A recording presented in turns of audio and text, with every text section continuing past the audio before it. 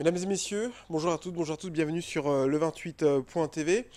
Je suis en direct aujourd'hui pour vous annoncer une triste nouvelle, une nouvelle effroyable même. Un homme est mort ce week-end, tué par balle dans le quartier des Orielles à Dreux, où les agresseurs n'ont laissé aucune chance à la victime qui est décédée à l'hôpital. Je vous propose d'écouter le procureur de la République. Ce que je suis en mesure de vous dire donc ce soir, c'est que hier soir, peu après 21 h, rue Henri Dunant à Dreux, dans le quartier des Orielles, un homme de 25 ans, domicilié à Dreux, a été victime d'un homicide perpétré au moyen d'armes à feu. Dans des circonstances exactes qui ne sont pour le moment pas connues, cet homme, qui se trouvait sur un scooter a priori à l'arrêt au moment des faits, a vu un ou des individus tirer sur lui au moyen vraisemblablement d'une ou plusieurs armes de poing à plusieurs reprises. Il a été atteint de 4 balles, 3 au thorax, une au genou. Et il est décédé quelques minutes après les faits à l'hôpital de Dreux, où il venait d'être transporté par des particuliers. Les services de police du commissariat de Dreux ont été informés des faits, mais lors du premier appel reçu, on leur a parlé tout d'abord d'un accident de la circulation et en aucun cas d'un homicide ou d'une tentative d'homicide. Lorsque les premiers policiers intervenants sont arrivés sur les lieux des faits, ils ont constaté que la scène de crime avait été altérée. Non seulement la victime avait déjà été transportée à l'hôpital, mais le scooter sur lequel elle se trouvait avait disparu et de la sciure de bois avait été répandue partiellement sur les taches de sang. Le magistrat de permanence du parquet de Chartres a été informé à 21 h 45, moi-même dans la foulée, et à 22 h, j'ai appelé Madame la directrice interrégionale de la police judiciaire d'Orléans pour l'informer que je souhaitais l'intervention de son service. Je me suis ensuite moi-même transporté sur les lieux, où se trouvait notamment Monsieur le commissaire Ripon, directeur départemental de la sécurité publique d'Eure-et-Loir par intérim. La rue où se sont déroulés les faits avait été sécurisée par les policiers de Dreux, renforcés par leurs collègues de Chartres, et la scène de crime, telle qu'elle restait après l'intervention de tiers que j'ai mentionné précédemment, avait été préservée. Les enquêteurs de la police judiciaire d'Orléans sont arrivés à leur tour sur place vers 0h45 et j'ai confirmé la saisine de ce service aux côtés du commissariat de police de Dreux. Une enquête de flagrance a donc été ouverte du chef d'homicide. À ce stade, je peux simplement encore vous indiquer que la victime était défavorablement connue des services de police et de justice. Nous sommes bien évidemment en face de faits exceptionnels, tant par leur gravité que par leur mode opératoire, et tous les moyens policiers et judiciaires sont mis en œuvre pour parvenir à leur résolution la plus rapide. Je vous remercie.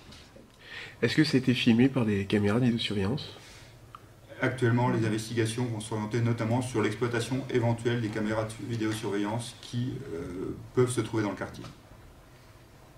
Quand vous dites qu'il est défavorablement connu, c'est dans quel secteur ? Alors, c'est-à-dire qu'il a un casier judiciaire qui comporte une quinzaine de condamnations, notamment pour des faits d'atteinte à l'autorité, c'est-à-dire des outrages, des violences sur les personnes dépositaires de l'autorité publique, et également quelques condamnations pour des faits d'usage illicite de stupéfiants. Des témoins oculaires se sont déclarés ? Pour le moment, les services de police sont notamment en train de rechercher si les personnes peuvent utilement être entendues. Mais c'est vrai que c'est nécessairement un des aspects potentiellement compliqués des investigations.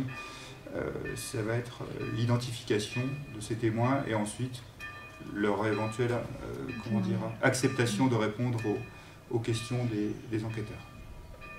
Voilà, puisque ainsi que je vous l'ai dit, vous l'avez noté dans mon propos, c'est le fait que la scène de crime avait été au moins modifiée en partie avant que les services de police n'arrivent.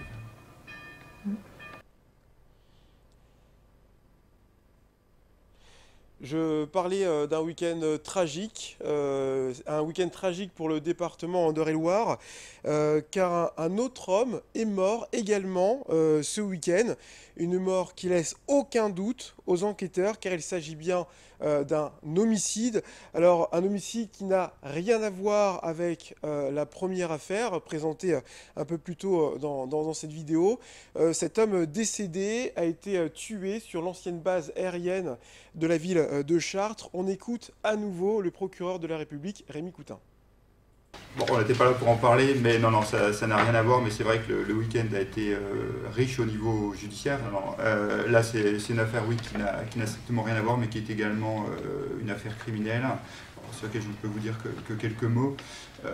Samedi matin, le corps d'un homme âgé d'une cinquantaine d'années, très vraisemblablement un marginal, a été découvert sur le site de l'ancienne base aérienne de Chartres, donc à proximité du complexe de l'Odyssée.